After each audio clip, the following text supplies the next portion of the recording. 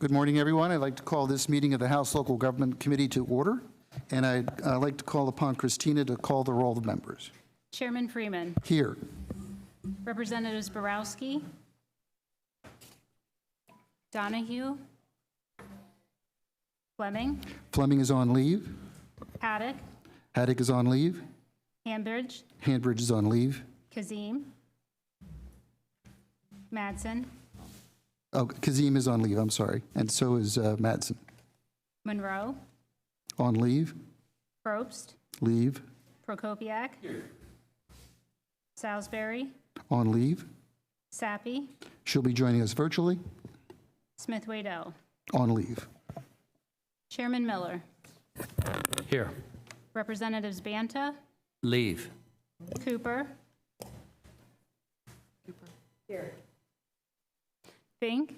Here. Jones, Here. Kozak, On leave.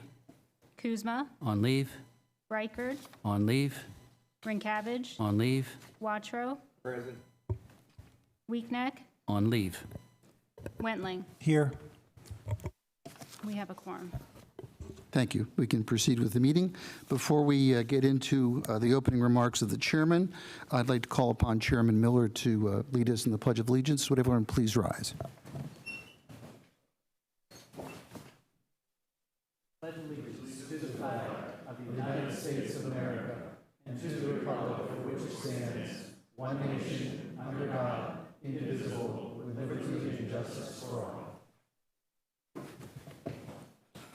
Thank you, Chairman Miller.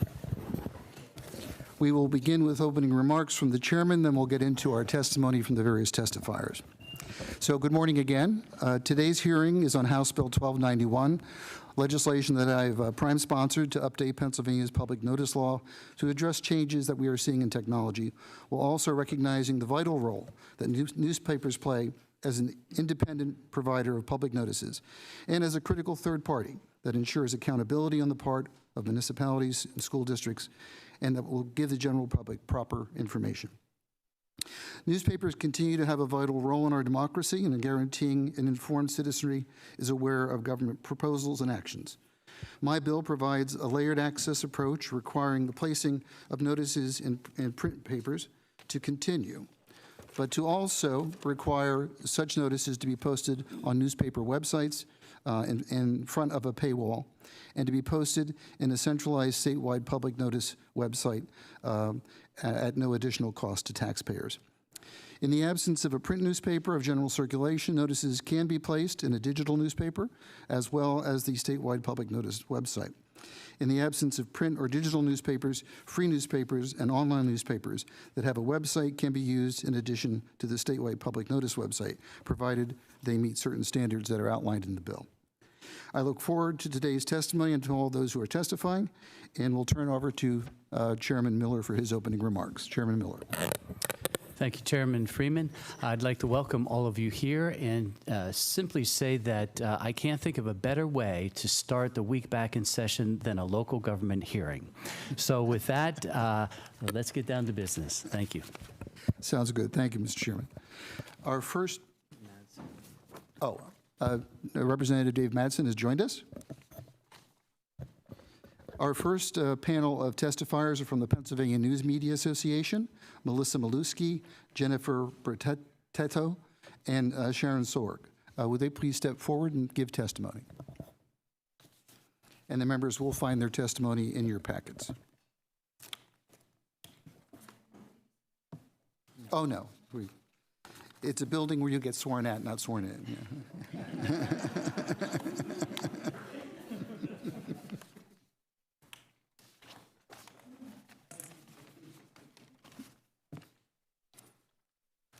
You can begin anytime you're ready.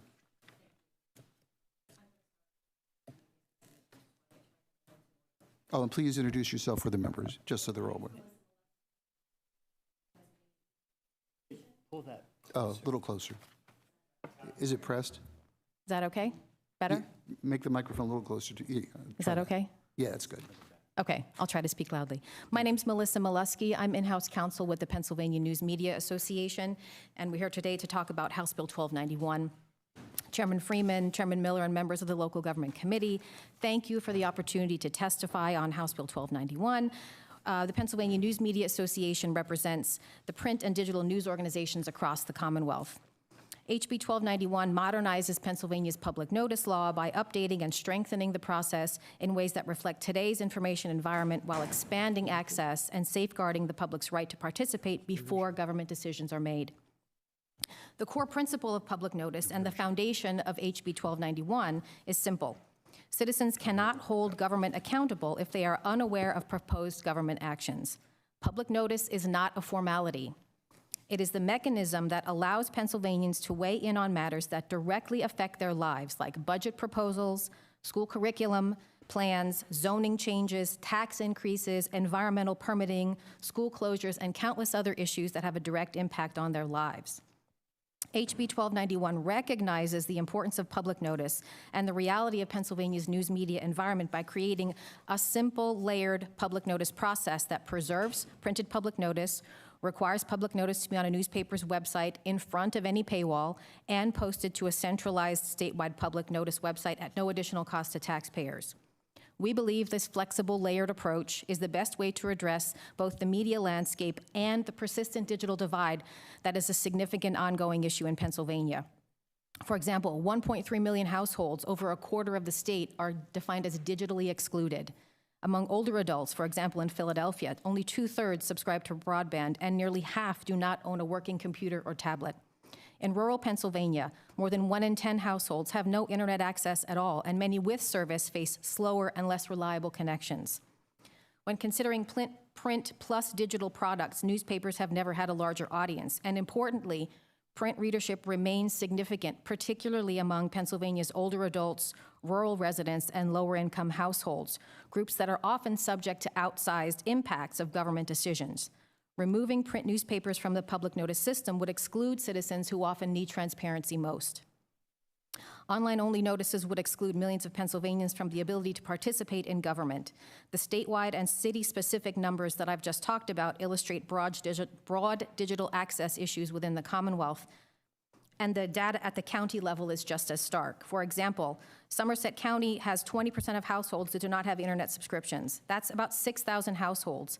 Bucks County, one of our larger, more populated counties, has 6% without service. That equals 15,000 households without service.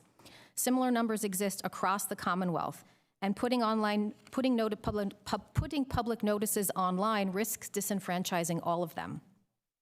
HB 1291 addresses the digital divide by adopting a simple, layered system: print, newspaper websites, and a free centralized state public notice website portal.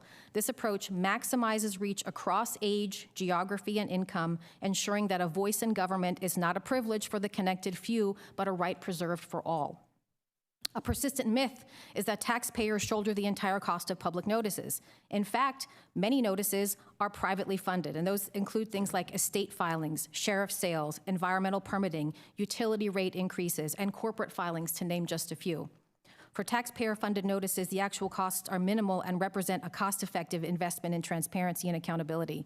A sampling of budgets and financial records of local agencies reveals minimal costs, and these annual totals are often commingled with fees that are unrelated to public notice advertising. For example, West Goshen Township in Chester spent 76 cents per resident in a year. Lower Paxton Township in Dauphin County spent $5,500, or 10 cents per resident in a year.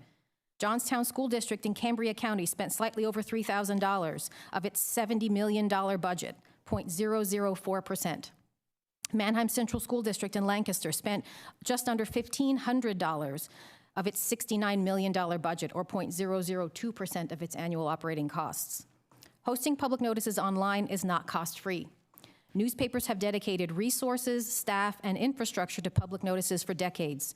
Government agencies, on the other hand, would need to build, staff, and maintain platforms, then monitor compliance across thousands of jurisdictions. Those costs and the associated risk for noncompliance fall directly to taxpayers. The annual cost of transparency in a newspaper is a small, valuable investment that provides Pennsylvanians with guaranteed access to independently verified information that impacts their communities. And independence matters. Government cannot meaningfully verify its own compliance because it has a vested interest in the outcome. Newspapers, by contrast, are independent third parties whose only stake and whose constitutional role is informing their readers. Shifting responsibility to government websites asks agencies to police themselves, creating conflicts of interests and eroding the public trust. A government-run website is inherently self-policing, but public notices published by newspapers are independent, admissible, and verifiable evidence. A government posting, especially one subject to quiet edits or deletions, lacks that credibility. An independent third party, newspapers, provides credibility and accountability that no government-run system can match. HB 1291 also strengthens an already cost-effective system. Notices published in newspapers would be simultaneously posted online on both the newspaper website in front of paywalls and on the statewide public notice website at no additional taxpayer cost. Shifting notices to government websites would impose new costs on taxpayers, again, requiring agencies to build staff and maintain posting platforms and comply with a multitude of individual laws that require public notice. This creates significant additional work for public servants when agencies already struggle to comply with basic public information postings. For example, the Pennsylvania Office of Open Records has documented widespread noncompliance among local agencies with a single modest online posting requirement under the Right to Know law, with less than 50% compliance in some areas. Adding dozens more obligations will inevitably lead to errors, missed postings, and wasted taxpayer dollars. More importantly, or just as importantly, I should say, online-only notice would fragment access. Pennsylvania has more than 2,500 municipalities, 67 counties, over 500 public school districts and charter schools, and dozens of state agencies and commissions. Citizens would be forced to hunt across those thousands of government websites just to stay informed about proposals at their local level that impact their lives. The result would be confusion and a less informed, less involved citizenry, not transparent, accountable government. For more than a decade, Pennsylvania News Media Association has voluntarily funded and maintained publicnoticepa.com, a free, searchable, centralized website for public notices. The bill would expand access by formalizing and strengthening the statewide public notice website, ensuring all notices are available and guaranteeing every Pennsylvanian has consistent statewide searchable access in addition to local print and digital distribution. Pennsylvania newspapers have never had a larger audience. In fact, 2 of the top 25 most visited newspapers in the nation are based here in Pennsylvania, the Philadelphia Inquirer and PennLive, with PennLive and the Patriot News drawing more than 14 million visitors in the average month. HB 1291 leverages this expanded reach by ensuring notices appear in all formats, print, digital, and centralized public notice website. Eliminating newspapers from the notice system would be a step backward, disadvantaging rural communities, older Pennsylvania residents, and low-income households, while ignoring the significant infrastructure and professional services that newspapers have provided for decades. We believe HB 1291 is common sense, cost-effective reform.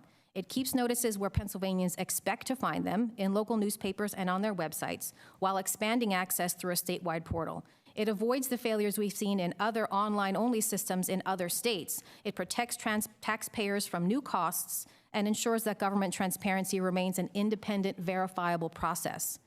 We hear from public officials all the time about the importance of government transparency and accountability. HB 1291 is a government transparency bill.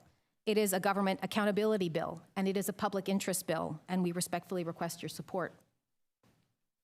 Thank you for your testimony. Before we turn to members for questions, I'd like the rest of the panel to be able to give their comments. Next, we have Jennifer Bertetto. Oh, and Representative Borowski has joined us. Can you hear me okay? A little closer to the mic, please. A little closer. And do you have the button on? The button's on. Oh, okay. Thank you. Is that better? Yes. Okay, thank you. Chairman Freeman, Chairman Miller, and distinguished members of the House Local Government Committee. Thank you for the opportunity to offer testimony today regarding House Bill 1291. My name is Jennifer Bertetto, and I serve as President and CEO of TribTotal Media, a leading multi-platform news and information company that publishes paid dailies, free weeklies, and monthlies. These publications cover primarily Allegheny and Westmoreland counties, but also reach into 5 other Pennsylvania counties. On behalf of TribTotal Media and the Pennsylvania News Media Association, which I serve as board chairwoman, I extend my full and enthusiastic support for this vital piece of legislation. House Bill 1291 thoughtfully updates state law in several critical ways while keeping public notices in the places people are accustomed to finding them. The bill's dual publication requirement compels newspapers to publish notices in their traditional print editions and in front of paywalls on their websites so they are accessible to everyone. It also requires that notices be published on the statewide public notice website maintained by PNA at no additional cost to taxpayers. Printed newspaper readership combined with the digital reach of our publications has never been greater. TribLive's website alone boasts over 3 million unique visitors and between 20 and 30 million page views monthly. Our online traffic obliterates the number of visits to the local government websites that are difficult to navigate and not regularly updated. Pennsylvanians go to a newspaper or its website for news, sports, obituaries, public notices, and other information that impacts their lives. These readers, in turn, share this news with friends, family, coworkers, and neighbor volunteers. Local government groups advocate for moving public notices to their own websites, even though they are not places people go to seek information about issues that connect them with their communities. Printed newspapers and their websites are. Revenue generated from public notices is not and should never be viewed as a government subsidy. It is a payment for a professional, legally required service. A public notice advertisement is, in fact, an investment in the very local journalism that holds power to account. For some publications, it is a primary source of income. This revenue stream is a critical pillar of the business model for many community newspapers across Pennsylvania, and its loss would have a devastating effect on the local news ecosystem. For our Western Pennsylvania readers and communities, this isn't just about a business transaction. It is about ensuring that we continue to provide essential and trustworthy reporting focused on local government and public education, health, and safety. Newspapers clearly remain a one-stop print and digital shop, mighty in expertise, outreach, and community connection. The minimal cost of a public notice is a huge investment in government transparency and taxpayer protection. This year, for example, Coaldale Borough in Schuylkill County budgeted $1.70 per resident, and Sayre Borough in Bradford County booked 92 cents per resident for legal advertising costs. Keep in mind that local governments continue to rely on taxpayers to fund their lobbying efforts, public relations, specialized litigation, and related professional services. Proponents of the government website model for public notices as a cost savings benefit presents a false economy. While the upfront cost of an ad in a newspaper is easily quantifiable, the cost of a government-run notice system would not be. Hidden expenses, such as staff time and salaries, would be required to manage and update notices. An IT infrastructure would be needed to secure and have a compliant website. There would be a liability issue if a notice were to be challenged in court. Even now, it is difficult to ascertain public notice costs that often appear to be folded into larger and vague local government budget items that might include employment advertising or solicitor fees. PennBid and similar websites serve vendors, but not the public. Public notices in newspapers serve citizens, taxpayers, and businesses alike, and they do so independently, permanently, and transparently across the digital divide. Public notice laws were never intended to serve a narrow audience. They exist to guarantee transparency for everyone. Replacing newspapers with private bid platforms would trade openness and independence for convenience and cost shifting. That may serve the bureaucracy, but it does not serve the public. Municipalities already use providers like PennBid, and nothing in House Bill 1291 prevents them from continuing to do so. But online bidding platforms cannot replace the baseline transparency that is required by law and that newspapers have provided for generations. Transparency is not free. It is the price of good government. And in Pennsylvania, the nominal fee paid for a newspaper ad is a premium for professional, legally required, and independent services. True savings are realized when communities avoid costly legal challenges and the public backlash that can result from a lack of transparency. Looking at it from that perspective, the cost is low, but the value is immense. I urge this committee to advance this bill with a favorable recommendation. The future of government transparency and the health of our local communities depend on it. Thank you for your time and for your dedication to good governance. Thank you for your testimony as well. We'll next turn to Sharon Sorg of CNHI.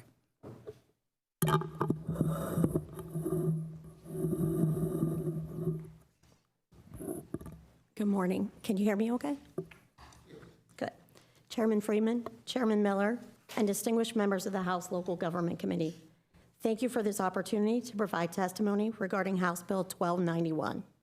My name is Sharon Sorg, and I work with 6 CNHI newspapers in Pennsylvania that together provide coverage of 9 counties. I am publisher of the Herald in Sharon, Allied News in Grove City, and the Newcastle News. I serve as Executive Vice President of Newspaper Operations for CNHI newspapers in Sunbury, Johnstown, and Meadville. I am also Vice Chairwoman of the Pennsylvania News Media Association Board of Directors. I, too, speak in support of House Bill 1291. Our CNHI markets are blue-collar regions of the state with an older demographic as well as rural areas that struggle with effective internet access. Our publications have served those communities for hundreds of years and earned their trust through responsible journalism. We don't just report on our communities, we are a part of our communities. And we partner with organizations across our coverage areas to enhance the quality of life. I have been a part of this industry for nearly 39 years, and I would be the first to agree that newspapers, like so many other businesses, have changed significantly because of myriad factors, including technology and consumer demands. We continually make changes so that we can serve our communities 24/7 now and in the years to come. Whether it be through our print newspapers, e-editions, or websites, we now serve those readers in the ways they choose to consume news. Our audiences have never been larger. House Bill 1291 recognizes those facts, as do both its sponsor and bipartisan supporters who want to keep notices where they receive the greatest exposure. Public notice modernization has been an issue we have discussed with representatives on both sides of the aisles for years. We realize change requires updates to Commonwealth's public notice law. However, we are also resolute in the belief that the reasons public notices belongs in newspapers have not changed. For centuries, our government system has relied on a fundamental safeguard, the requirement that public agencies publish notice through an independent third party. This aspect of the system is deliberate, as it is intended to prevent conflicts of interest. A government agency has a duty to inform its constituents, but if it also is in full control of the dissemination, placement, and archiving of that information, the potential for manipulating data and records is created. A municipality could, intentionally or unintentionally, place a crucial public notice on a hidden or rarely visited page of its website, making it nearly impossible for citizens to find. Such a scenario could lead to successful legal challenges based on insufficient public notice, which ultimately would cost taxpayers significantly more in legal fees than the cost of a newspaper advertisement. The government website model further fails the fundamental test of public accessibility in another way. It shifts the burden of discovery from government to citizen. Under the current system, which would be strengthened by House Bill 1291, a concerned citizen can easily find all public notices in a single trusted place, such as a local newspaper or the centralized statewide website managed by the Pennsylvania News Media Association. Under the alternative government website model, citizens would be required to hunt through Pennsylvania's complicated and fractured government system to find notices. They would need to figure out which county, municipal, or school district website to check and then navigate poorly designed or often unmaintained sites to find a public notice. It would require a significant investment of time on the part of citizens, all to make it easier on government. Putting notices on government websites would cause unnecessary chaos. Such confusion would be a disservice to the public, creating an obstacle to the very citizen participation a healthy government requires to thrive. People know to look in newspapers for public notices, and newspapers today are reaching their biggest audience through print and digital products. Keeping public notices in newspapers is an insurance policy for taxpayer protection. They are a nominal investment in holding government accountable and keeping it transparent. Pennsylvanians deserve nothing less than having one trusted place for public notices, their local newspaper. Statewide organizations including AARP Pennsylvania, the Pennsylvania Farm Bureau, and the Pennsylvania State Grange agree. Please support House Bill 1291. Thank you for the opportunity to speak, and we welcome your questions. Thank you for your testimony. At this point, we will open it up to questions by the members if they wish to ask any questions of the panel.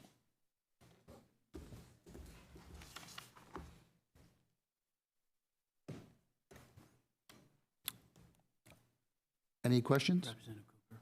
Oh, sorry, I missed you, Representative Cooper. Oh, you're recognized. Oh, and we've been joined by Representative Fleming as well. Just a quick question. I am a huge proponent of local governments and the the information being given to local people, right? And as we've seen over time, your little local publications in your communities, those newspapers have gone away. And it's become harder and harder, for people to get access to what's going on in their local government. And I agree that you just can't have it rely on the government itself. It needs to be available publicly. So I guess my question is, will this law impact any local publications in a way that they would not be allowed to publicly put the information on anymore? Are there restrictions to the local publications? I don't believe so. I think the bill has embedded within it options for if there is no longer a print publication. If a print publication goes out of business, then the bill would allow publication on a digital-only website, and those are specifically defined in the bill. So I think I believe the bill addresses that concern. Is it? I know that they have to be a paid local newspaper. Is it they have to be paid? They have to provide the information 1 day a week, 2 days a week on this particular bill? I don't believe the bill addresses that issue. Under current law, both dailies, which can publish anywhere from 1 to 7 days a week, and weeklies qualify for public notice advertising. So even under your current system, a 1 day a week newspaper qualifies for public notice ads, and many of them do accept them. So Okay. nothing about this bill would change that. Okay, that was a question that I had. And then lastly, when you talk about the reach on the websites, obviously you're saying that reach is a lot greater than print today, correct? Correct. And when you combine them. When you combine them. And so when you talk about the website or be in front of the paywall, I know most newspapers also have Facebook pages, Twitter pages, Instagram pages. Would that include publishing it on those as well, or is it just on the website? The bill says on the website, but for practical purposes, most newspapers don't put advertising as a singular post on their social media websites, and my publishers can weigh in on what their actual practices are. But what they do is put their biggest stories on their social media feeds, which drives readers to the website where they can then access on the front page the public notice information. So it's about exposure. Right. And so I'm just wondering how many people actually go to the social media platforms more. Do you guys track that versus the website? I'm going to turn to the publishers for that. I can take that one, and Sharon may have something additional to add. Yes, we do track traffic that comes from social media posts or organic search and various things like that. Now, in our world, so at Trib Total Media, about 10% of our overall traffic is coming from things like Facebook or X or Blue Sky or Instagram. We're on several other ones as well. Sure. But with algorithm changes that have occurred in the social media landscape, what used to be a much higher percentage of our traffic originating from those sources has diminished greatly, I'd say in the last year and a half. So people are going to your website directly So we in have greater numbers? At Trib Total Media, even though the way people have come to our website has shifted, whereas years ago we were seeing more from social media sites, Sure. we're not seeing necessarily declines in the traffic to our pages overall. So they're finding us in different ways. So our most common way for people to come to Trib Live is directly to our website. And does this bill specifically tell you where you have to publish and put the public notices on that site? I don't believe it does, but we advocate as an association to our members. It says they have to be on the website in front of any paywall, and for practical purposes, that means on the landing site, on the main page. On the main And we page. advocate as an association that they should be clearly visible, bright letters, easy to find, and accessible to anyone who wants them. So Thank- it does. I think it does. Okay, thank you.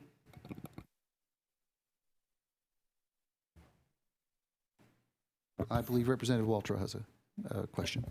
Thank you, Mr. Chairman. Back home, print circulation for my local newspaper is way down, to the point that many of my constituents stopped even getting the newspaper because it wasn't being delivered. I guess my question that I have is that, will this hurt, in Schuylkill County, let me back up, Coaldale was referenced. Let's just make it clear, that budget in Coaldale is only $1 million with 2,000 residents in that community. It's a very, very small community. Does this hurt, like, an online local newspaper? Would this hurt them? We have one of the fastest growing sources in Upper Schuylkill County, a Sentinel, that a lot of my constituents get their information, local, advertising, so on and so forth. That's where they go for their source of local information, such as borough meetings, city meetings.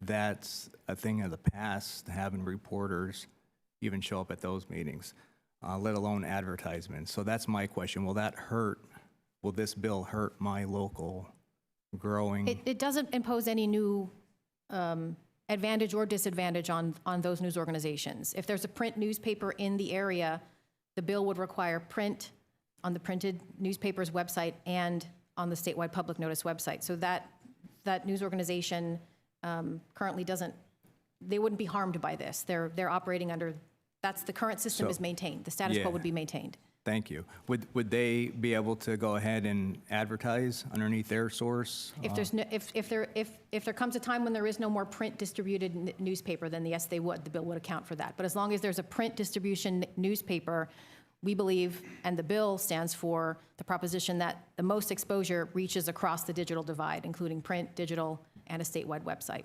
Okay. Thank you. I appreciate it. I believe Representative Reichert has a question. He's joining us virtually. Representative Reichert? Good morning, Mr. Chairman. I have two questions, if I may. First question, Have we lost Representative Reichert? can you hear me?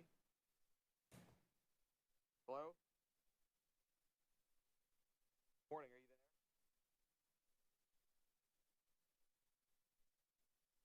Hello, Mr. Chairman?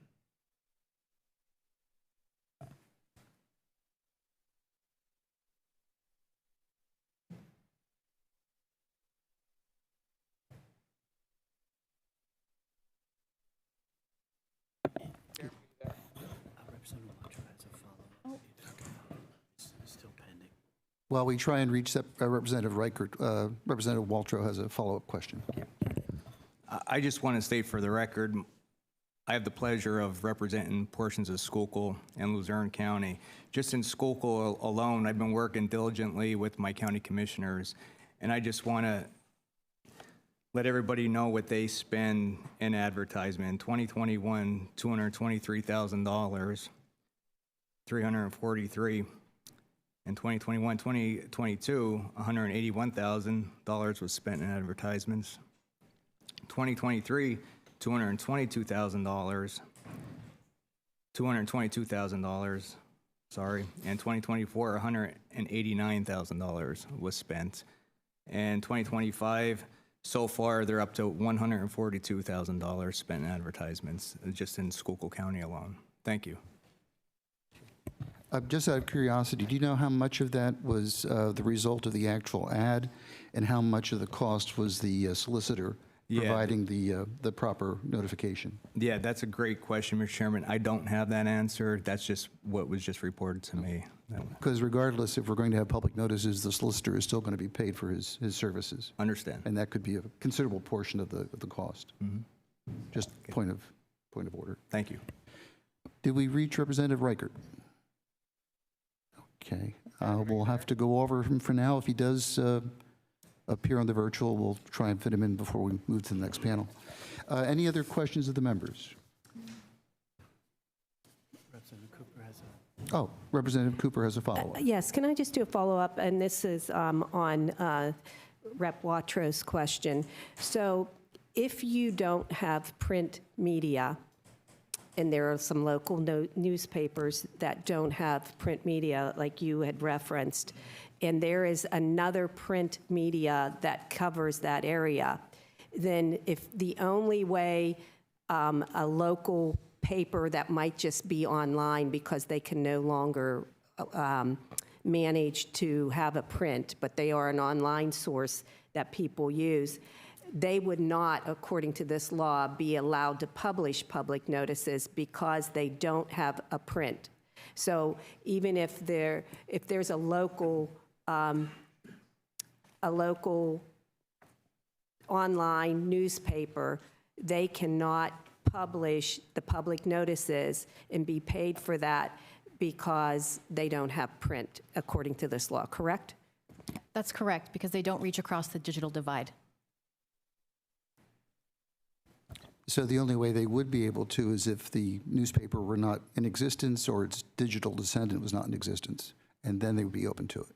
Correct, although I believe Representative Freeman is working on a mandatory language regarding digital descendants. So We are looking at some language. In fact, that leads me, if the lady is finished, I'm sorry. Oh, okay. That leads me to another question, too. Has the news media organization been meeting with some of the people who've raised concerns regarding the legislation, in particular the online we have. providers? We have, and I think it's important to understand that the PNA represents digital news organizations, and we have welcomed them into our membership for at least over a dozen years, right? They are, our name is News Media Association, and that changed 12 years ago because we wanted to better reflect the news industry that we serve, right? So yes, we have been meeting with online-only news organizations. We have met with the local government associations, and we will continue to meet with those groups as the legislative process continues, because we want this to be right, not just for our members, but for Pennsylvanians as a whole. I mean, we've been entrusted with this, this aspect of our government since the inception of our nation. We want to make sure the legislation gets it right. Yes. And I appreciate you meeting with them to get their concerns and to see if there's ways of a mandatory language that might be able to address some of those concerns. And I guess your bottom point, too, is that the newspaper is still the go-to. Correct. It's established. People have it in their mind that that's where you look for public notices. Online services have grown and developed followings of their own. But there may be some confusion as to where you go for which notice. If the online gets the opportunity to provide a notice for the school district, but another online provides it for the municipality, it might be somewhat confusing as to where you go to get all the notices. Correct. Uniformity is the goal of state law here, and that's one of the critical aspects that we think is important, so that people don't have to try to figure out or reverse engineer where their public notice will be found. Right now, we are lucky here in Pennsylvania. We hear about news deserts from other states. We don't have that environment here in Pennsylvania. We have a robust newspaper and news media industry in this Commonwealth. We don't have news deserts. We have a vibrant newspaper and news organization industry. And one of those, there are far fewer news organizations than there are local government organizations, but you do run the risk of fragmenting public access by opening it up to a significantly broader pool of businesses. As opposed to a traditional go to the newspaper to find the notice. Correct.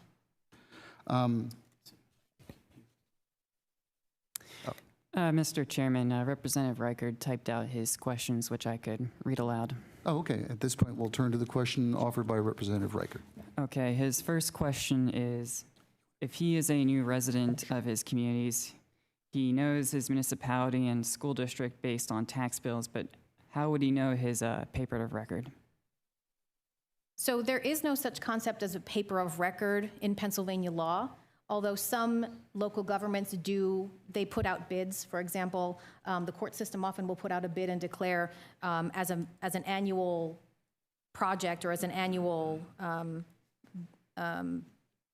resolution, I guess you'd call it, that they will put their advertising in a specific media entity. So that would, I would assume that if he's embedded in a community, he will learn about it holistically. And if he has a question, he could call his local government agency and see if they have a newspaper of record, although that doesn't really exist as a concept in Pennsylvania law. I would argue, the way we find out about news in our community is holistically, through friends, through family, through internet searches, through community, through the news racks on the corner and in your grocery stores. There are myriad ways you figure out which media organization is serving your community. Was there another question? Okay, thanks. His second question is there a markup for ads charged by newspapers, or is the fee charged just for the cost? So I'm going to leave rates to the publishers who are here with me today. So we are providing a professional service, and obviously the costs of the advertising will include more than just the print and ink that's required to print it. We have to pay for infrastructure, buildings, reporters. So of course there is in all of our advertising rates, not just legal rates, the consideration for us to be able to earn a profit on advertisements that are placed. Did you want to add anything, Sharon? I would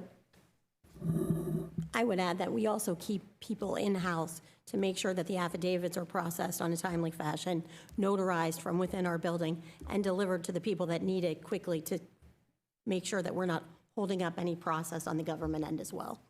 Newspapers are businesses, right? This is a business fee. It's set by market rates.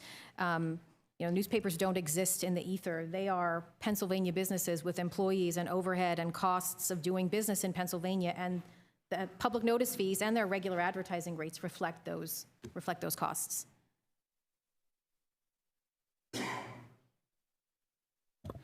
Chairman Miller. Thank you. Thank you all for your testimony. I appreciate it. This is an important area, so thank you. I have a question for whoever would like to field it. In the bill on page 14, statewide association representing print and digital news media organizations. Then it's in the definition section. And of the criteria listed, this entity has to be a 501c6, has to be headquartered in Harrisburg, has to include members of majority of newspapers of general circulation, has to have been in existence continuously for at least 50 years. That sounds very specific. My question to you, do you believe that this would comport with Article 3, Section 32 of the PA Constitution as being just a single entity that could qualify for this designation? We believe PNA is the organization that fits that definition, and other states have instituted similar public notice laws that vest that centralized public notice website in their state press association. PNA is not the only statewide press association, but we are the one that represents print and digital news organizations in the Commonwealth, and we feel that it's appropriate for that description to be reflected in the bill, because we currently are paying for and administering that website, and we have done so for over a dozen years. Do you think that there's any other organization in the state that would meet that definition? Probably not. Probably not. Okay. Second question. Of course, we're dealing with public monies. We want to try to be wise in the use of the taxpayer dollars.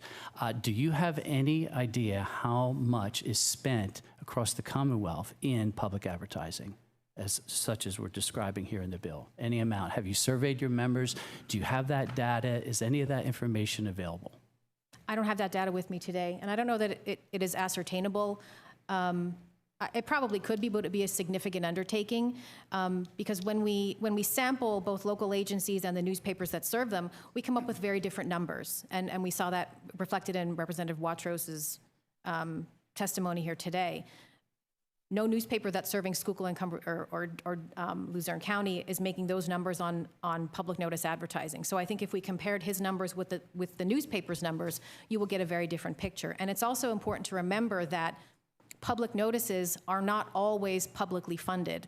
A solid half of them are privately funded because the law requires the parties who have to provide public notice, they also impose the fees on them. So for example, estate notices are paid for by the litigants who are starting the probate process. Corporate filings like the reservation of a fictitious name, the incorporation, articles of incorporation have to be published in a newspaper of general circulation to let the community know this is a new business that's going to be serving you.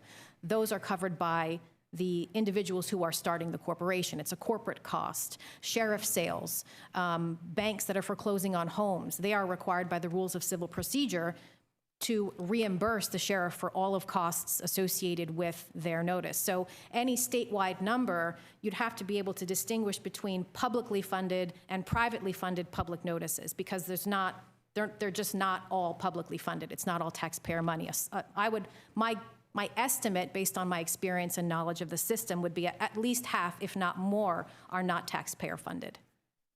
I can offer, if you're interested, specific numbers to our publications that I think verify what Melissa is saying.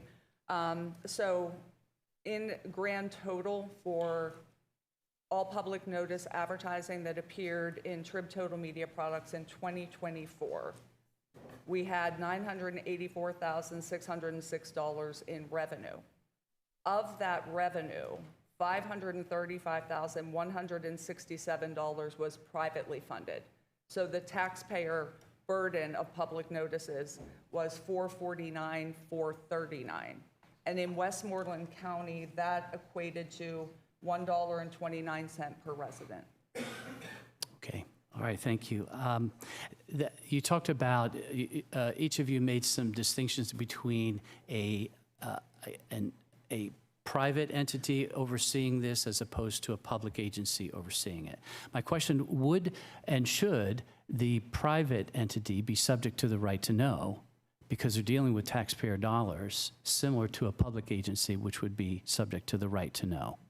I mean, I think it could be with regard to the fees that are paid from public coffers, and they already are for that matter. There's nothing secret about the rates that these newspapers charge. There's nothing secret about about the money that is paid by government agencies.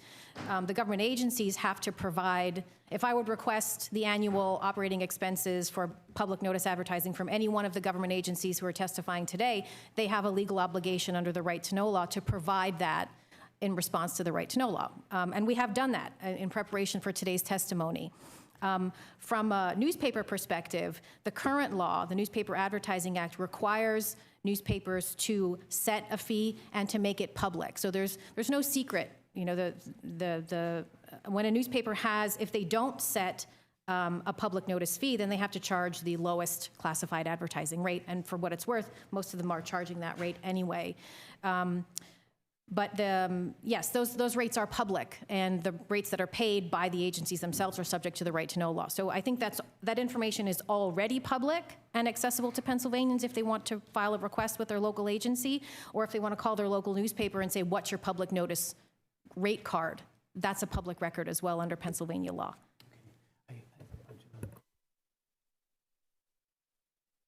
I thank the chairman for his questions, and he graciously has agreed that we have to move on. But I did want to have one final question. Chairman Miller had mentioned that if there were not the PNA providing a statewide website, which is free of charge for those notices to be put, I assume that means that a government entity would have to be created to do that, and that would cost taxpayer dollars. Is that not correct? If it were not PNA, presumably yes, there would have to be some publicly funded website to take its place. had to be created, staffed, and monitored. Correct. Yeah. So that is another taxpayer cost to be considered. Correct. Yeah. That system doesn't exist currently in Right. Pennsylvania law. Right, but yours is already in place and has been serving for many, many years. Correct. So. And other states as well, I believe. Correct. Other states have a similar model. Yeah. Okay. I thank everyone for their questions, and I thank the chairman for relinquishing the rest of his time. We do have to move on, so thank you for your testimony, but please, I encourage you to stay for the rest of the hearing to hear what has to be said. Sure. Thank you. Our next panel is political subdivisions. Frank Mazur from the County Commissioners Association, Amy Sturgis from the PA Municipal League, and also the PA State Association of Township Commissioners, Ron Gritza from the Boroughs Association, Holly Fischel of the PSATs, the Township Supervisors, Jenny Shade of the Municipal Authorities, and Kevin Busher, Chief Advocacy Officer for the PA School Boards Association. Please come forward.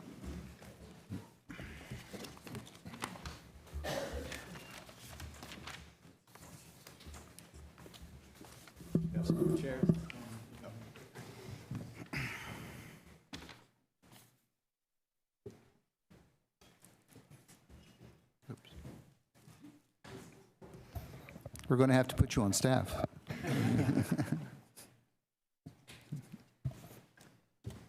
I'll work. Thank you. Oh, for Kevin, too. Need another chair for Kevin. Oh, there you go. Okay, sorry, Kevin. You do have a microphone, that's the important part. I made my own spot, Mr. Chairman. Understandable. Well, thank you all for attending, and we look forward to your testimony. I'll let you decide who goes first, but please introduce yourself to the members before you give your testimony. I guess I will go first, since I'm listed first in the agenda. Frank Mazza, I am the Director of Government Relations for the County Commissioners Association of Pennsylvania. Chairman Freeman, Chairman Miller, and members of the House Local Government Committee. Just first and foremost, I want to thank you for the opportunity to be here today. This is an issue, a topic that has been at the front of mind of our members for quite a few years now. Certainly, it's an issue that has come on and off of our list of annual priorities, and nonetheless is still very much at front of mind for counties and county governments across the Commonwealth of Pennsylvania. As I noted, I serve as the Director of Government Relations for the County Commissioners Association. We are a nonprofit, nonpartisan association representing all 67 counties in the Commonwealth. And let me begin by saying that, as I noted, this is an issue that has been at the front of mind for many years of our members. We have long supported legislation that provides counties and other local governments with a menu of options to modernize outdated advertising requirements, reduce costs to taxpayers, and improve access to public information. Whether it's electronically publishing legal notices in lieu of newspaper advertisements as a sole option, or if it's simply one option among several options, whether that's in digital newspapers, online-only digital newspapers that we've seen proliferate across the state in recent years. Yes, local government websites in addition to other potential options that are available. We're just looking at options. And I say that because, again, House Bill 1291, while we certainly appreciate it, looking at modernizing Pennsylvania's outdated public notice laws, we still think the bill falls short of real flexibility and cost savings for local governments. And that is, purely by still relying on legacy print media as the vehicle for meeting statutory requirements. And that's a concern for us. We have significant concern, and I say that because transparency, although some in the communities may think that governments are lacking transparency, whether intentionally or unintentionally, I would say, and my members would certainly argue, that that's not the case. Quite frankly, I think many, and if not all, would argue that transparency really makes their jobs that much easier because, ultimately, if the public is informed and engaged and understands what their local governments are doing, whether it's their school board, their county government, their city, their township, the borough, being informed and engaged citizenry really makes the job of those local governments and those local government officials that much easier. And I could speak to that because I spent 7 years as an elected borough councilman, and believe me when I say I've had to deal with my fair share of times where, you know, folks just simply did not know what was going on, were not informed of what was going on for one reason or another, and simply just made my life very difficult in those times. But I do think that there's an opportunity here for us to find a way forward, and I want to stress that because I don't want to make it appear as though this is a one-off, one-all option where, you know, it's just local government websites policing themselves. I'm certainly not saying that. I think having those options available to us are what will really, I think, improve the system and improve transparency amongst governments and ultimately the people, and serving the people and taxpayers that all elected officials serve.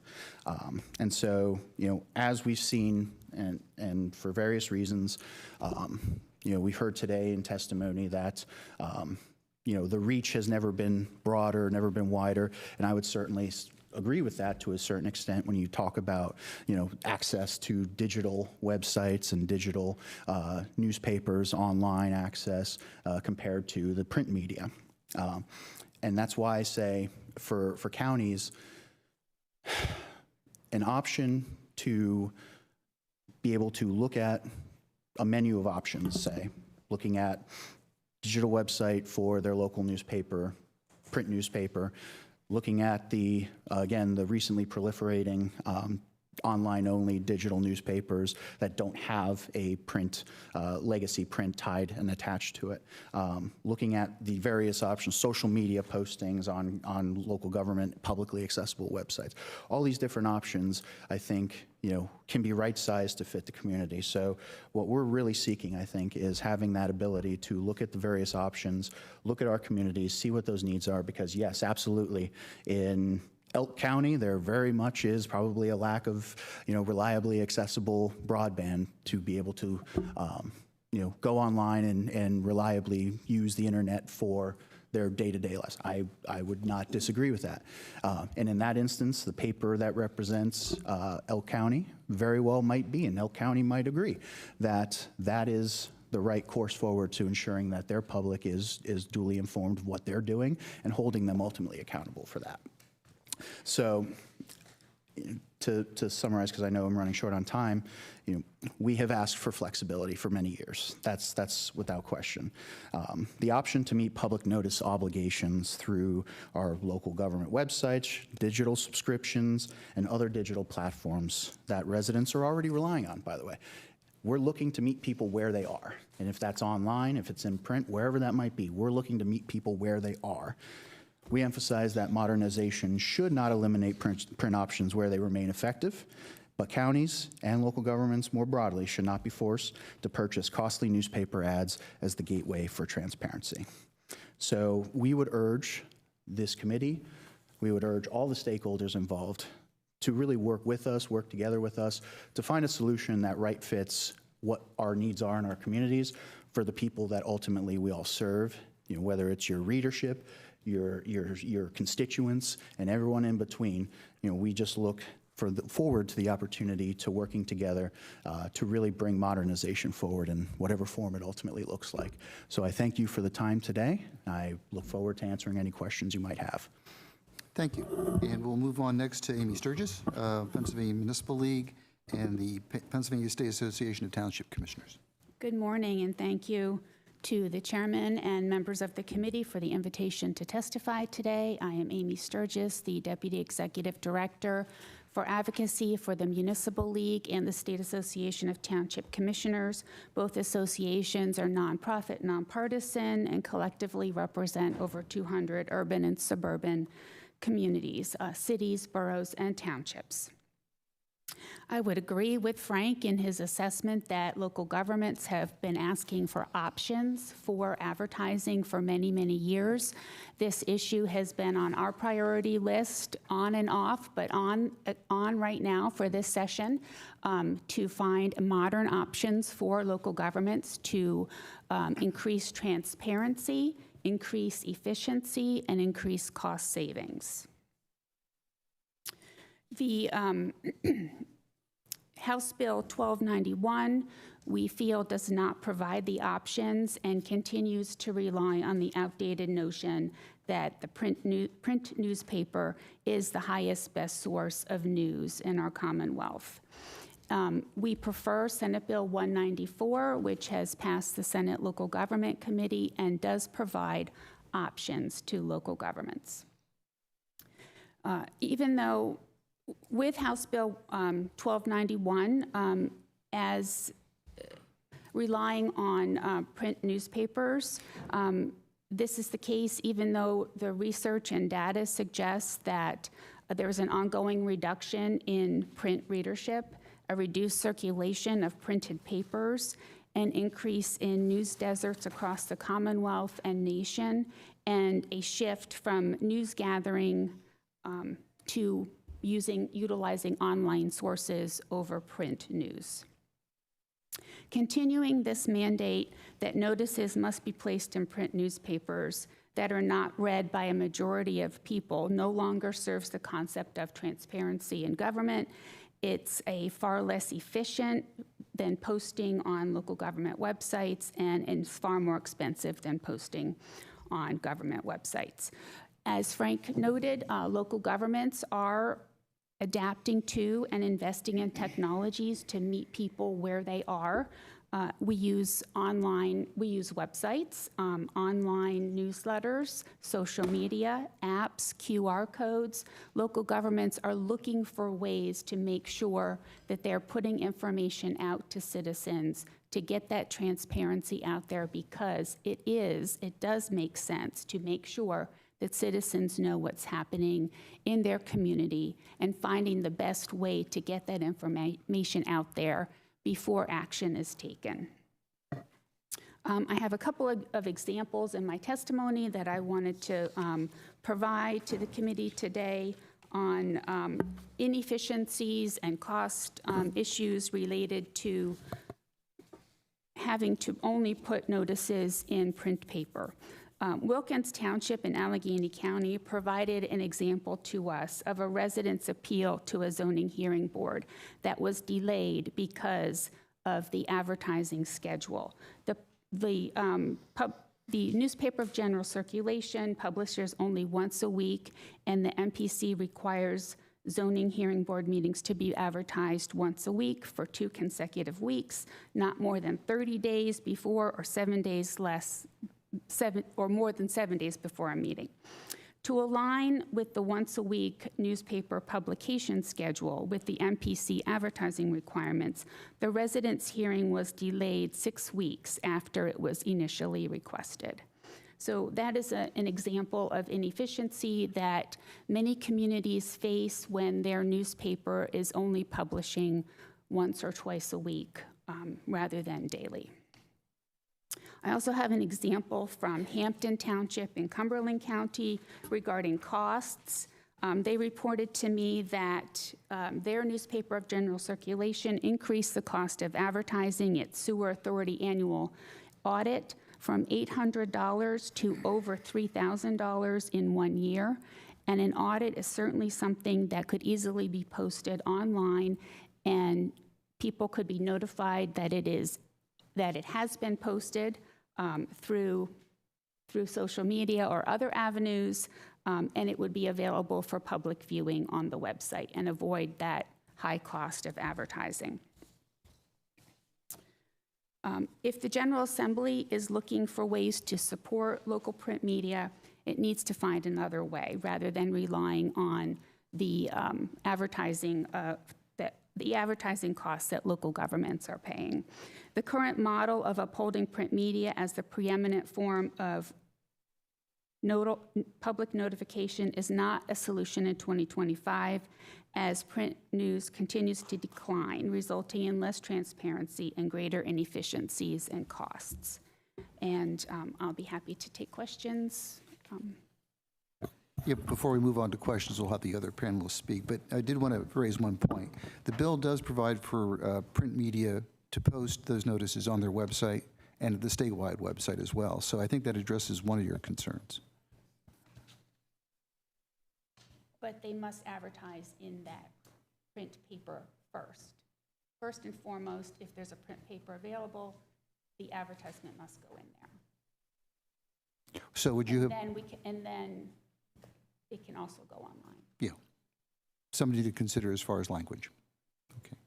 Our next testifier, we have, I believe, Ron Gritza listed from the Boroughs Association.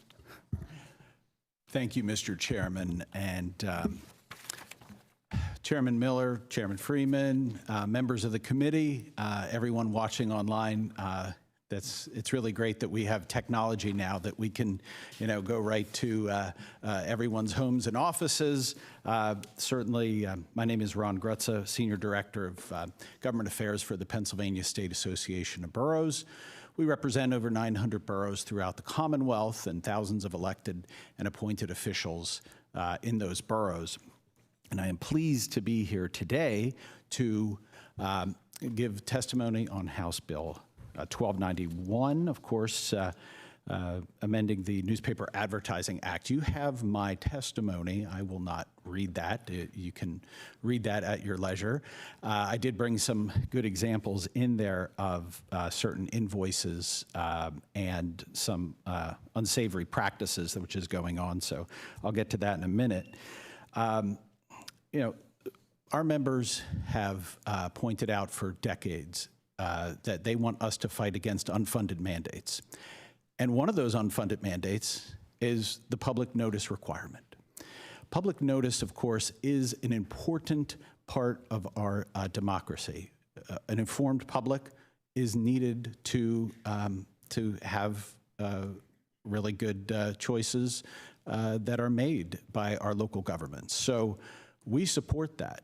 But we also recognize, notwithstanding the previous panel's assessment of the newspaper industry, that the newspaper industry is changing, and it has changed. It may have made sense over 100 years ago or in the last century to mandate that these notices be in print newspaper, but really, with shrinking newspaper schedules, which has already been noted, corporate giants such as Gannett coming in and gobbling up local newspapers, journalists and staff being slashed. We might not even have journalists coming into our borough meetings. So the industry definitely is changing. People are not getting their information on public note. Yes, believe me, our members are saying they're just checking the box. They are legally required to put these in the newspaper, so that's what they're doing. They're not expecting that the public's actually following along and doing this because they know that they are going to the borough's website. They're going to the borough's social media. They're following us. They know that we're going to place those notices in that location. And that's really where people are. They're online. Unfortunately, they're not, they're not reading the print newspaper anymore. It is really going online. So I do want to point out, of course, I did bring some examples. Examples were already noted. I don't need to notice that, but I did in my testimony have L&P's exorbitant rates for some examples in Millersville Borough. I want to also point out that under the current law, some of our members, some of the newspapers are using a portal called Column, and they're charging our members a 10% fee for that. That's not in the law anywhere, but yet they are. They're nickel and diming the taxpayers. I did bring examples of that. It's right here. It is highlighted. They're also charging for an internet fee, and we thank you, Mr. Chairman, for putting that prohibition in there. Unfortunately, it's not current law, so the newspapers can and do charge for the internet fee. So our members throughout the years have supported a number of options to really recognize everything that I just said and to get this information out to our members in a better way. Of course, as was mentioned, Senate Bill 194, which is in the Senate, that would allow for public public notice to be satisfied on a municipal website or even a state agency website. We have certainly supported that in the past. Look, it was mentioned before in the previous panel. If if something, and I take umbrage to the attack on local government's managements of websites. Certainly that is a gateway to information for our members, and they take it very seriously. But if we were to pass such as legislation to allow us to do that, if it wasn't printed if it wasn't published on our website, it wouldn't be legal. So the same thing, and it has happened where the newspapers have not published and Chairman Miller, you have the bill there to correct that. So we certainly do also, we support broadening the definition of newspapers in the current law to allow for online-only news sources, not tied to print news, including newspapers of mass dissemination, the mailers that come into every home by mail, even local television local television stations, websites. They have high traffic. Why not be able to satisfy it on their website? Why are we so focused on the print news media or even local radio stations? We also support having a line in the public notice to actually state exactly how much that ad costs the taxpayers. We are also supporting something, and this is a good example for the bill here at hand, is to require the newspapers to annually publish and submit to the state how much money exactly that they made from not only public, but also all legal notices, because as it was mentioned before, this is not just for the public notice, but it's, corporation dissolutions, incorporations, qualifications. It runs the gamut. So I think that something like that would be good for transparency. Since we're all for transparency, we would be in favor of that. But as far as, House Bill 1291, unfortunately, it really doesn't do anything for the taxpayers. It just cements the print legacy news media, because really, if you look at that hierarchy of availability, the print news media is going to be the one. So why should we reward that industry when things are changing so much? The public is getting their information in various ways. So it was brought up about the state, designating the PNA portal as the statewide portal. We oppose that. We think that special legislation, only one particular entity is going to be able to ever qualify for that. And look, we like the state of Utah. Utah has a public website, statewide website. You can sign up for all kind of subscriptions and everything. It certainly is great. But finally, we would suggest that a taxpayer protection provision be included in any legislation that's passed on the Newspaper Advertising Act. Look, we know that other states have passed caps on the public notices. We think that the taxpayer should not be held hostage by a monopoly of public notice by the print news media. They should not have to pay for it once and then pay for it again by buying a newspaper. We think that certainly some type of reasonable cap could be done so that, and then of course outlaw all the nickel and diming fees. So with that, we, PSAB respectfully requests that you reject the current print number of House Bill 1291, try to incorporate some of the other suggestions that we gave, especially to allow for local governments to host these, just as an option, to host the public notices. And with that, I'll open it up, pass it on to Jenny. Thank you for your testimony. But as you noted, the bill does prohibit internet fees being charged. Yes, and we thank you very much for that. There should be no internet fee. There should be no fee for the statewide portal, but we are asking for there a isn't, cap. yeah. We are asking for a cap on actual fees, the actual public notice fee. Yeah. Next testifier is Holly Fischel from the State Association of Township Supervisors.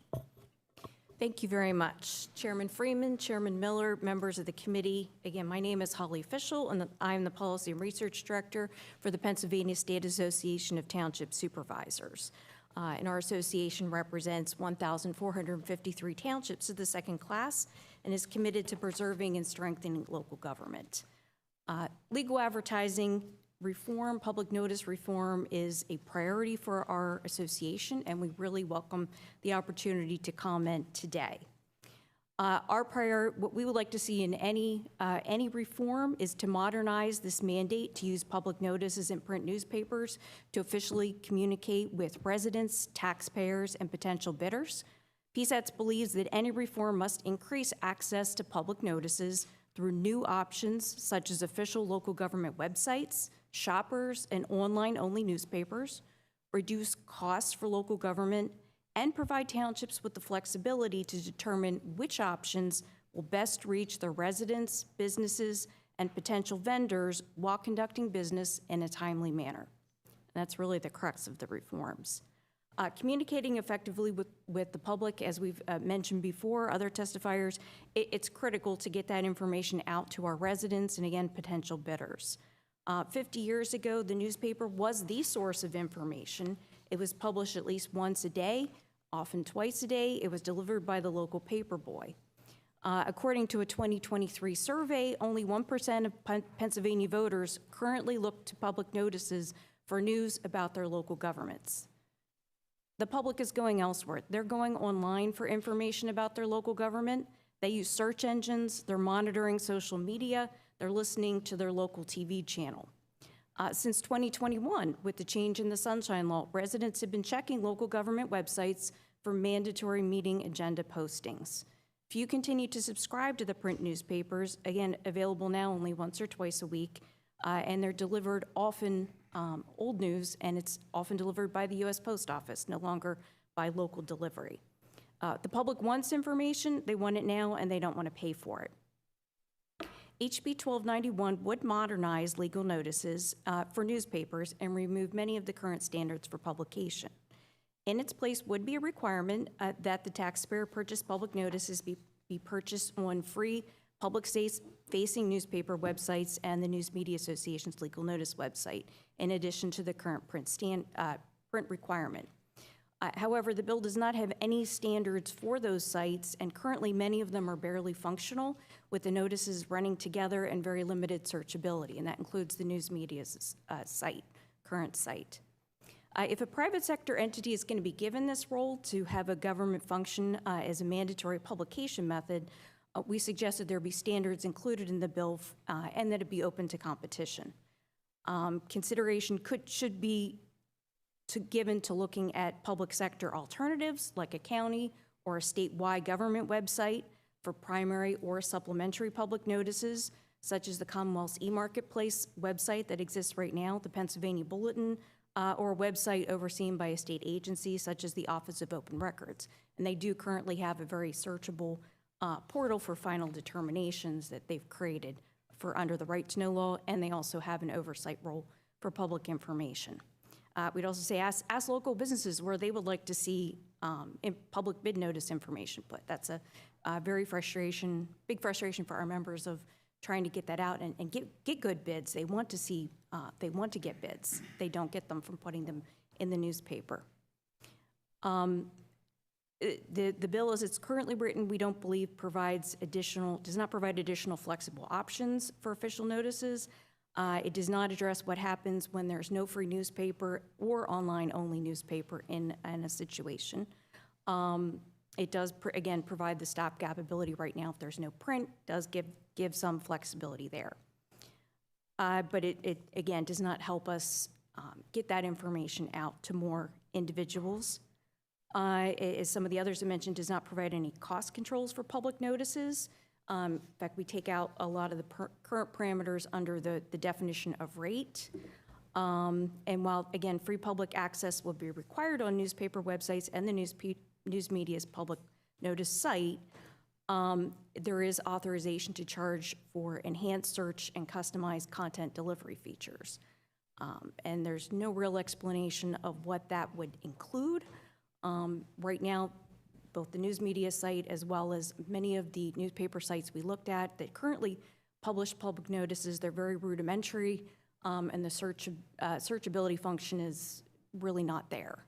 It's very difficult. You put in a term, you may get responses. You really have to play around with. It takes some effort to find what you know is already there. So we would not want to see news media or the newspapers charging for residents to use that searchability to find that public notice information. I challenge the committee members to look for information about your local governments using language your constituents would use and see what you find. They aren't searching for public notices. They are searching for community news. You may find search results, as I did, that include township websites, news articles, social media posts, and public notices on township websites when looking for news on, for example, zoning ordinance changes. I found bid opportunities through township websites, the Commonwealth's e-marketplace where CoStar's contracts are posted, and websites such as PenBid. I did not find a link to a single newspaper's online public notices or the PA News Media site, unless I included the term public notice or legal notice in my search. And I don't think most people are doing that when they're looking to find information. Again, cost has come up, and while our members are concerned about the cost of public notices, their overarching concern is that the public notices in printed newspapers are simply no longer an effective way to reach residents and taxpayers about meetings, proposed ordinances, and budgets. As such, many feel that print legal notices are ineffective and a waste of taxpayers' dollars. Townships alone spend about $4 million on public notices, and we know there is a cost no matter how we are going to provide public notices moving forward. And that can range greatly depending on the individual municipality, how many advertisements they're placing, and how much they have going on. So but we found the median was about $2,800.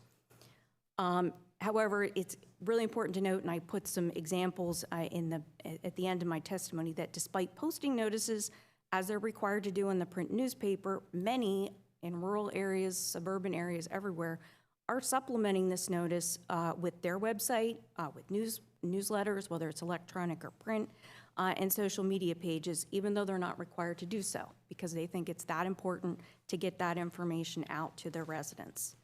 Again, competitive bids, it's a little bit, it's a different audience than the residents and the taxpayers, but getting bids out and getting good bids is very important. And we hear a lot of frustration where they put it in the newspaper and they don't even get a single bid. Instead, they're going above and beyond and trying to send notices and packets to lists of known bidders. Those have sent in a bid in the last number of years, and they look to find others that are available or use other online bidding tools such as PenBid, as we mentioned, in addition to the 2 required print notices. And there are newspapers out there that report community news to their loyal audience, and if the legislature expands existing options, townships that find their paper to be most effective will simply certainly continue to post notices there. Unfortunately, that's become more rare with other papers operated by larger conglomerates and few local reporters, and we're sending our money out of state when we send those payments. We do suggest as well newspapers and any newly authorized public notice tools should be required to accept public notice postings within 24 hours of publication. The same time frame for posting agendas on our public meeting websites. And also suggest that they look at potentially doing that as a free public service announcement on any community calendars as well.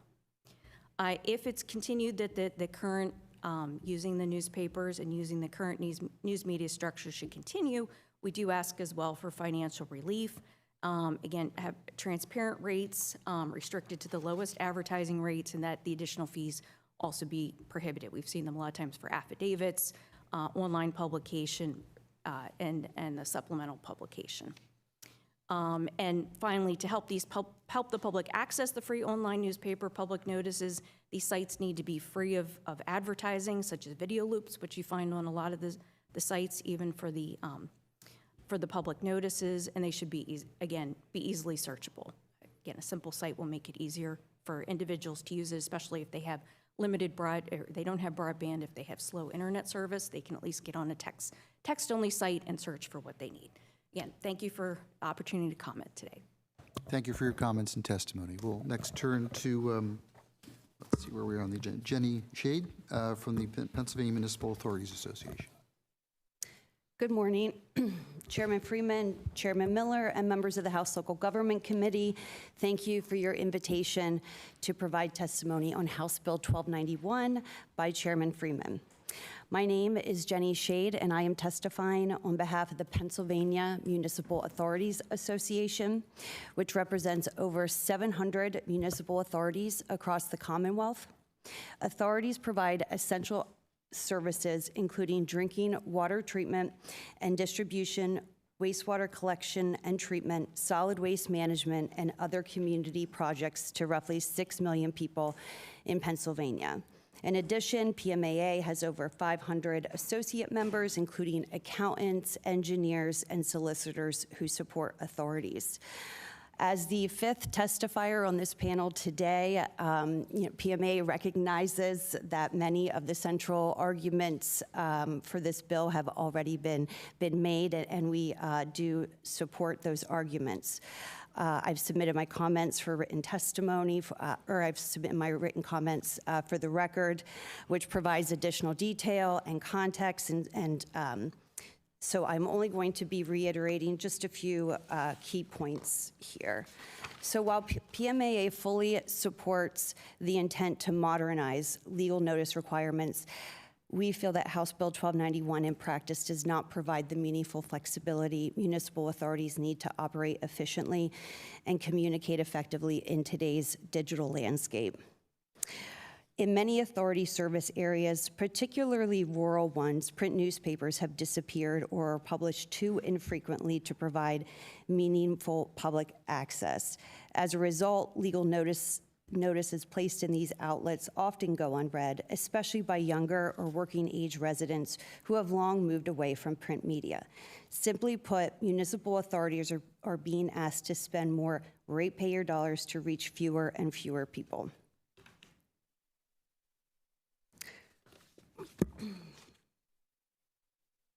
Authorities must justify every ratepayer dollar spent, and these inefficiencies are becoming increasingly hard to defend.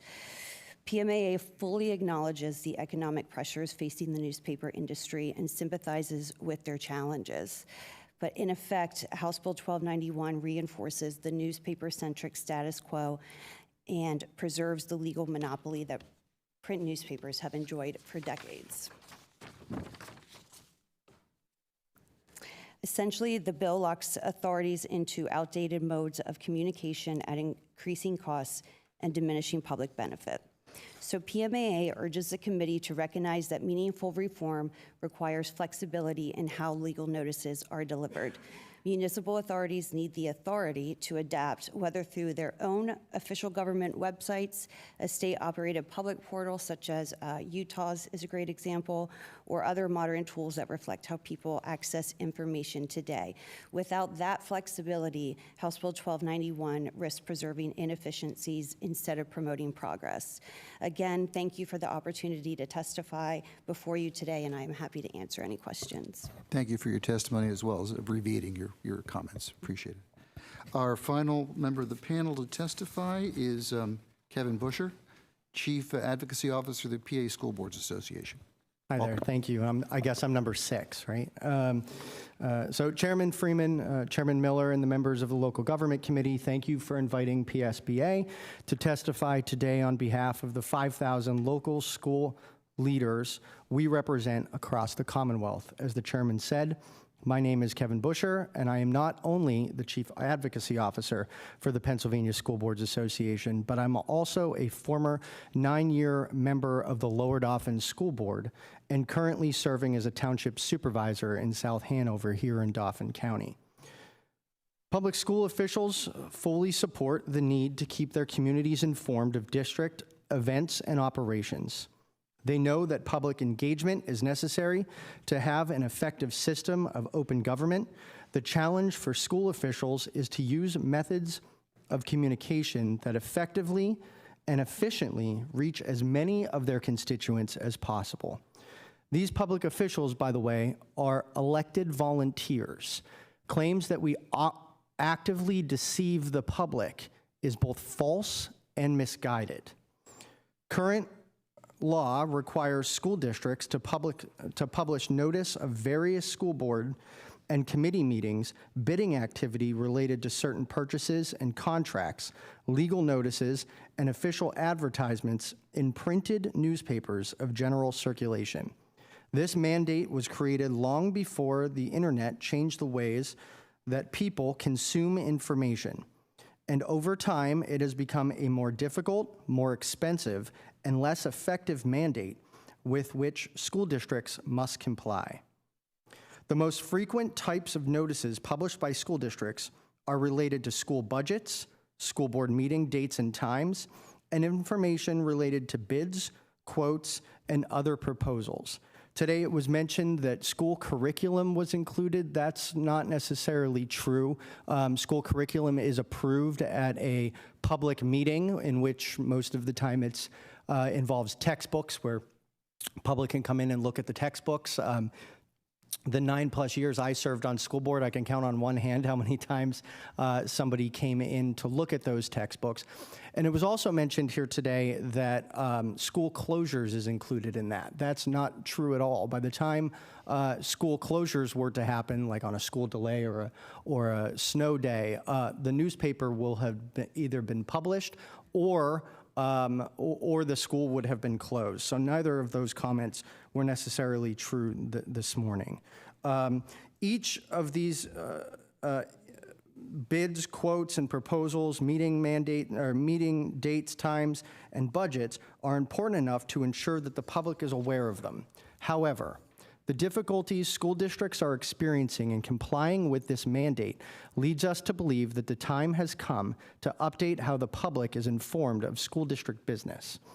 Providing additional flexibility in the methods which school districts can use to provide public notice would allow school officials to interact with greater numbers of the community in a more timely and a cost-effective manner. Solutions sought by our school leaders.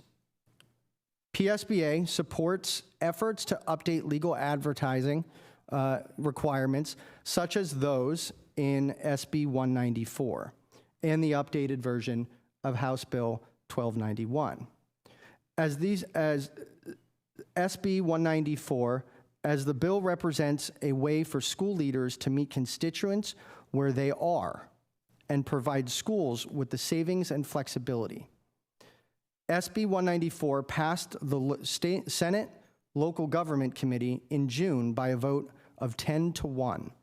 Specifically, we believe that local governments should be allowed to use their websites as a legally permitted method of providing public notice.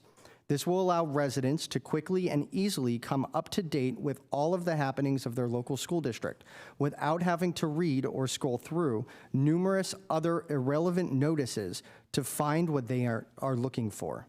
A shift in digital means of public notice would also benefit those who are in the areas without local newspapers, as well as those with language barriers and disabilities, because digital formats can be translated into a visitor's native language and be accessible under the ADA.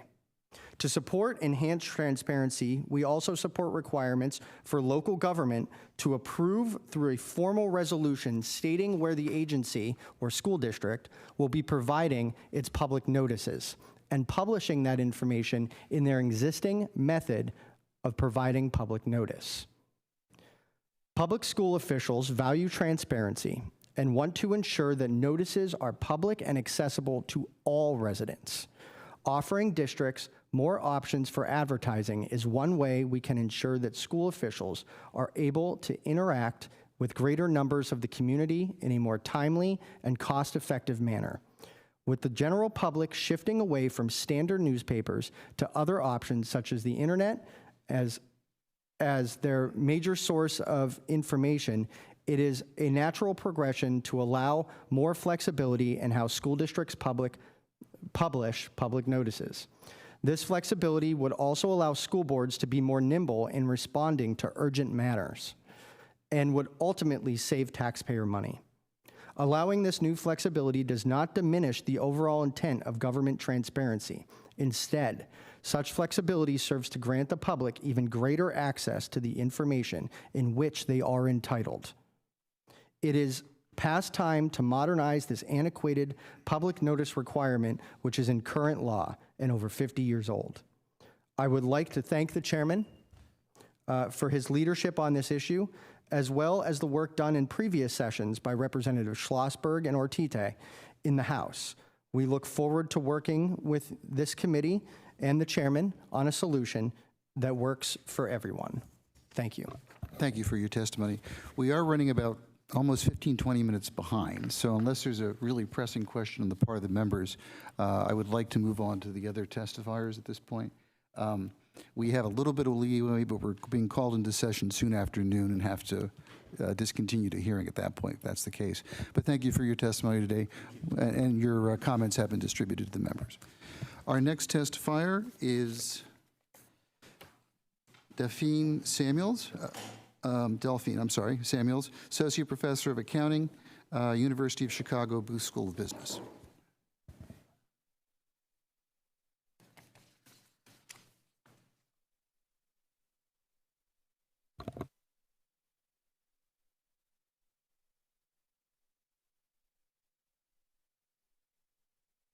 Welcome.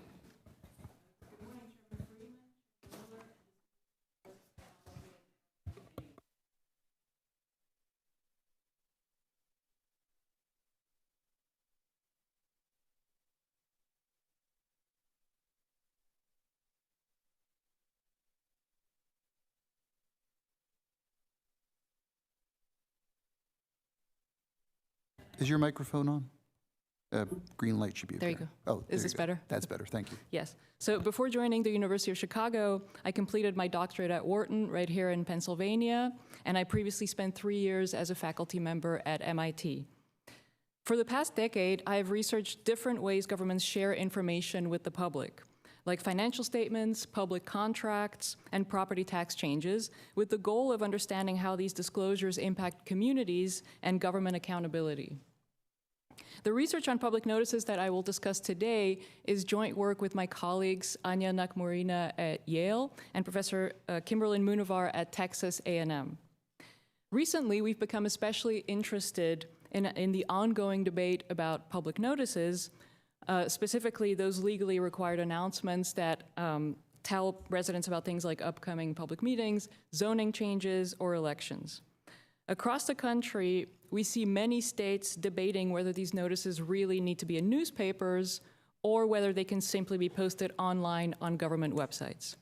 But despite all of the attention that we see on this issue seemingly every single year, we realize that nobody had actually measured whether these changes matter for ordinary citizens. We hear of anecdotes here and there on either side, but we really don't have any systematic empirical evidence. Are public notices still relevant today? Do people actually read them to stay informed, or do they just fulfill a legal formality? And if people do read them, then is the newspaper still the best place to find this information, or would a government website work just as well, or maybe even better? So my colleagues and I set out to answer these questions, and I want to emphasize that our research is independently funded by our respective universities, which allows us to provide unbiased, fact-based evidence, which we hope will help inform debates such as the one that we're having today. So to do this, we studied the impact of a major legislative change in Florida, House Bill 7049, which went into effect at the start of 2023. So this was the first law that eliminated the long-standing requirement for local governments to publish public notices in newspapers and allowed them instead to post on county-run public notice websites. So this gave us a one-of-a-kind opportunity to compare what happened before versus after the reform. specifically to look at where public notices were published, and importantly, what effect this had on transparency and citizen participation in government. To do this, we accessed Florida's full archive of public notices published in newspapers from 2 years before the reform to 2 years after the reform, using a digital repository that is managed by the Florida Press Association.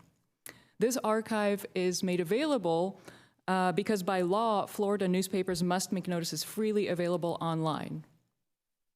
They also offer email and text alerts to registered users, which we think is particularly useful for those interested in specific types of notices to receive them either on their phone or in their mailbox. Here's what we found. In counties where governments had the option to switch to county websites, the number of notices published in newspapers dropped by 36% compared to counties that did not have a website. So that's the first finding on the first bullet point here. For cities, specifically, the drop was nearly 50%, and notices about public hearings, which tend to be especially important for citizen engagement, fell by 37%. So local governments did make use of the new law and stopped posting as many notices in newspapers. So that's finding number one. Next, we asked, did citizens simply switch to county websites instead? Right? So if so, we'd expect to see an uptick in traffic on those sites. But we did not observe any substantial change in county website visits. This suggests that citizens might not be seeing these notices as much as they did before. But maybe citizens don't rely on these notices to stay informed in the first place, right? Perhaps they hear about government actions through other channels like social media, community bulletins, local organizations, or any of the other sources that we heard from the previous panel. And if that's the case, then moving notices out of newspapers would just be a technicality. So to find out, we analyzed public meeting videos posted by cities on their YouTube channels. So by counting the number of unique speakers identified in these meetings, since it's customary for speakers to introduce themselves, so we can count the number of unique names, we could track levels of citizen engagement before versus after the reform. Our results, after the reform, cities that shifted away from newspaper notices saw a 16% drop in the number of speakers at public meetings. So in other words, fewer residents showed up and participated in these civic discussions. We also looked at another consequence, commercial building permits, for which we have good data. So these building permits often require public debate and input from citizens. So we wanted to check what happened to those. So in cities that moved public notices out of newspapers, we found a 35% jump in permits issued for new commercial development, which suggests that there was less public scrutiny and activism around these decisions after the reform. So to sum up, when Florida allowed local governments to move public notices from newspapers to government websites, these notices became less visible, especially for issues that tend to matter the most for citizens. And this decline in visibility led to lower participation in public meetings and increased development activity, which points towards a reduction in meaningful public engagement. Throughout all of our analyses, we used rigorous peer-reviewed methods to make sure that our findings are not affected by differences between different types of governments, local events, or any other factors. So I hope that these results offer helpful fact-based evidence for your consideration as you debate the future of public notice laws in Pennsylvania. Thank you very much for your attention, and I'm pleased to answer any questions. Thank you for your testimony and your research insights. It's very revealing, and I appreciate you bringing that to the committee. Again, we are running late on time. I will allow one question, Representative Fink. So your research that you're stating here for 2023, you said it was based on research done 2 years prior to that, so 2021? Yeah, so we looked at 2 years before the reform and compared the data for 2 years before versus 2 years after the reform.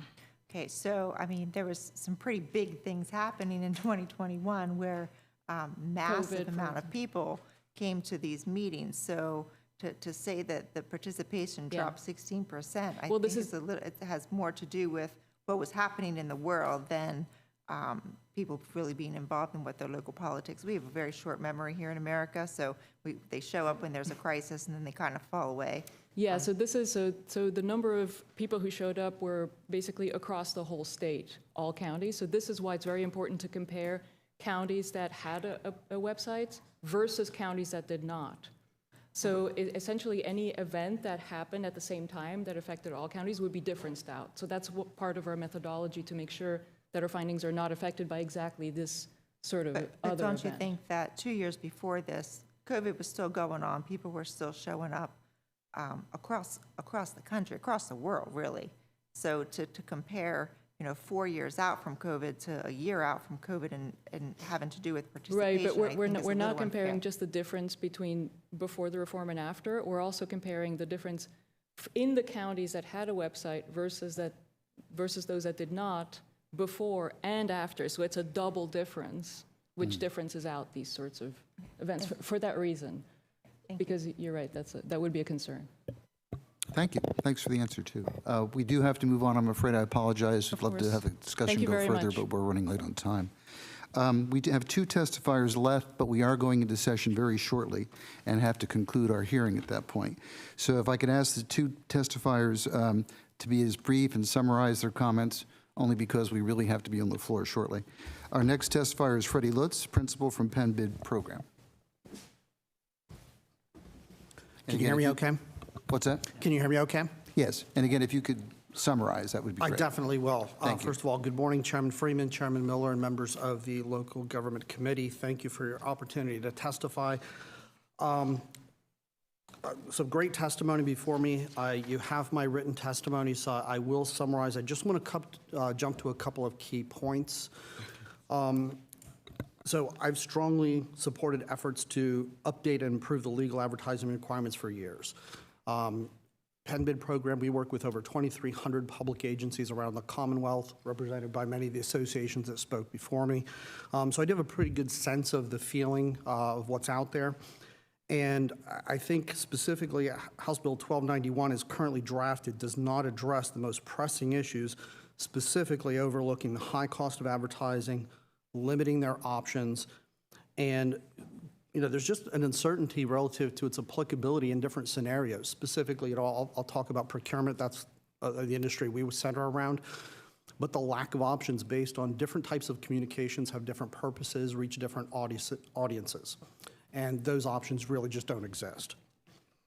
To speak briefly about the cost of advertising, again, as the bill is currently drafted, it does not attempt to limit or cap the fees charged by those publishing, nor does it address the alignment of those costs with public agency budgets.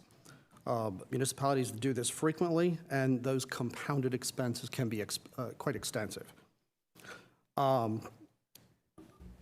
They've also expressed, again, the agencies being the public sector clients that we routinely work with have expressed concern that shifting to electronic formats that are only managed by the traditional publishers of the news media may not result in any real savings. It's just shifting the methodology, as those fees could remain unchanged or even increase. So it's really not addressing the big concern for them. To speak relative to the advertising options, again, House Bill 1291 appears to center around traditional newspapers or outlets managed by those newspapers, which truly limits municipalities' choices and maintains the status quo. So it's really not hitting the big pain points for them. And again, speaking to the applicability for different types of scenarios, procurement specifically cited in my testimony, I don't know that as proposed it would even address the procurement process, because most municipal local codes have very specific language that don't necessarily defer to either Title 45, where legal notices are addressed, or Title 46, speaking of procurement, that isn't really addressed. Their local codes are still going to be forcing them to the newspaper, because that's what it says. It doesn't include them by reference. I think there's just a variety of options out there. Clearly, I've heard in the newspaper media cited Penn Bid a couple of times. A number of agencies rely on the notification system like portals like ours, who notify bidders about very specific opportunities relative to what they're looking for. So that's just one of many options suiting different needs. I'd also like to point out I was getting texts earlier during the session from team members and clients who are streaming this session during a YouTube live stream. So again, the public is truly digesting their content in a variety of formats, And I think House Bill 1291 just kind of misses on some of those marks. So with that, I'll keep this short and sweet if you have any questions. Thank you for your brevity. We Yes. appreciate it in the interest of time. Yes, thank you. Is there a question? If not, okay, if we can make it brief, please, because we really have to get the floor. Chairman Miller. Thank you, Mr. Lutz. I appreciate your testimony. Previous in the testimony, I had asked a question about one agency across the state handling this type of thing. Do you believe that other agencies could do something similar than what is being proposed in the current draft language? I think that's certainly possible. I think I heard mentioned earlier before where the Pennsylvania e-marketplace is already being utilized by a number of associations. So there are currently electronic environments where municipalities and the public alike are engaging with that content. So I don't see the news media as being the sole source for managing that information. All right, thank you. I have other questions, but for time's sake, thank you. Thank you, Mr. Chairman. And thank you, sir, for your testimony and presence here today. Thank you. I'd now like to call upon Tom Sofield, publisher at Levittown Now, Newtown PA Now, and New Hope Free Press to come. Oh, you are. You're sitting there. Okay, yep, right here. And again, my apologies for our time being pressed, but we are being called into session shortly. So if you can summarize your comments. All members have received a copy of your written testimony, but Perfect. we appreciate Thank it. you. Well, Thank I appreciate it, Chairman Freeman, Chairman Miller, and the representatives and from our coverage area. Is your mic on? Yes. Okay. So I appreciate the time. I'm Tom Sofield. I'm the publisher of those 3 sites. We cover 15 municipalities in Bucks County. For many, we are the main source of local information. Our Levittown site's been in operation since 2013. Our Newtown site since 2016. We acquired our New Hope site 2 years ago, and that started in 2011 when the founder of it was the victim of print newspaper cuts, and that paper eventually stopped printing, and there's now no print local paper there. In addition to my own publications, I represent 30 online-only news sites across the Commonwealth that reach millions of Pennsylvanians. We know the issue of public notices and legal notices because it's one we hear often. So far this month, and actually just on Fridays, I was printing this out, we got a call from somebody who wanted to put legal notice in our publication. We have to say no. People aren't always happy with that. And as a business owner, it's always tough to turn that away. Every one of our municipalities that we cover at times, and even recently, have asked if there's like a loophole or a workaround. So we believe HB 1291, while we appreciate the effort to modernize, we do think it could be amended to allow online-only news publications, which for the most part meet almost every requirement for public notices, to be part of that. And the 2 we don't meet are being printed on paper and sold at a fixed price. Our publications are accessible 24/7, can be easily translated, are widely read, free to all, regardless of race, gender, and economic status. We don't put our journalism behind a paywall. Just for a brief example, our Levittown site, we know reaches at least 82% of all adults in our coverage area. That's more than any print or digital publication that we compete against. By contrast, our county's 2 daily newspapers, which are owned by Gannett, and largely run out of state, some of their business operations, have lost more than 90% of their staff, and they print no more than 5,000 copies on a weekday. Years ago, the papers combined printed 70,000 or more copies a day. So we asked the committee to look at some amendments to level the playing field for online-only publishers. We point to Virginia, where local online publishers, the legislature and the Virginia Press Association work together to come to an agreement, and from publishers we've talked to, that has been successful, and it's created a larger marketplace for transparency and competition, and it's helped the free market and brought prices down, increased competition, and it avoids the less than ideal scenario of having public notices relegated to government websites, which myself and other publishers believe would lead to a loss of public oversight. We believe that by embracing a modern and competitive system, we can ensure public notices reach the largest possible audience at the lowest possible cost to taxpayers. I appreciate all your time, and thank you for having me speak, and I can take any questions if you have any. Thank you. Thank you for the brevity of your comments, since we are running close to session. Is there any question of the gentleman before we, Mr. Procopio? Procopio, sorry.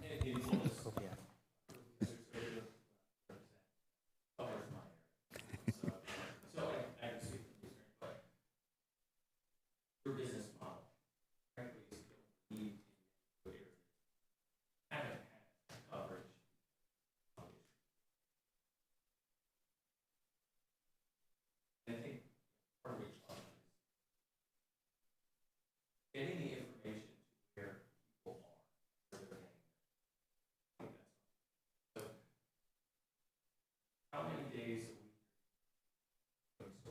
Sure. So our Levittown site, every single day since March 13th, 2013. Our other sites are 5 to 6 days a week. If there's breaking news or something like that, we're 7 days a week. We can immediately update it. For public notices, we can provide notarized copies of that, just like any print publication. And, you know, we're here to stay. We're not going anywhere. We've proven that the business model works. And, you know, we don't print in paper, but otherwise we meet the requirements. And we think the law should be modernized to meet the day. Mm-hmm. Yes, yeah, and actually we can accept legal notices. I forget what they call them in the federal system, but the U.S. Army Corps of Engineers, they've trusted us in the past for notices about Delaware River dredging projects that have been legally mandated that they advertise. We've actually had an authority in our county who has paid to advertise things. Although it doesn't legally count, they did still purchase their legally required ads.